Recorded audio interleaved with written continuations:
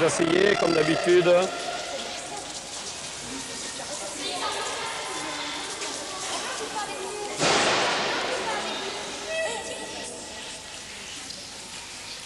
Non, vous avez fait déjà les groupes de 3, mais on va d'abord passer une petite série de consignes, parce qu'aujourd'hui, on va mettre en place une fiche d'observation.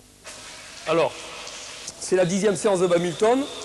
Aujourd'hui, on va aborder une fiche qui va nous permettre d'aller un peu plus loin. Pourquoi? 10e séance, ça veut dire qu'on commence à être assez adroit, on commence à avoir une stratégie moyenne, bonne. Alors, cette stratégie, on va un petit peu l'étudier à travers une fiche d'observation, on en discutera après, de façon à ce que dans l'activité, on puisse se situer. Évidemment, c'est vous, dans vos groupes, qui allez faire cette observation. Nous sommes donc, on a 9 terrains, il y a 3 groupes, vous êtes 3 par terrain, il y a 2 joueurs, et le 3e observe l'un de ses copains. Alors, ces fiches sont d'un maniement simple.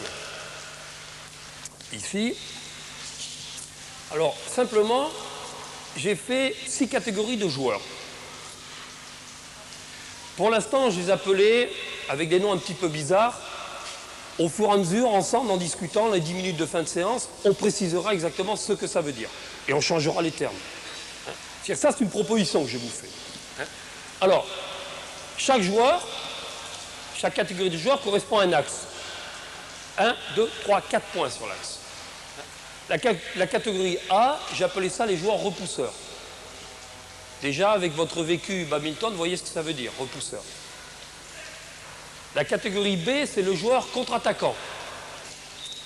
Le dernier axe, c'est le joueur variateur. Lui, c'est le joueur peut-être le plus stratège. C'est celui qui varie ses coups.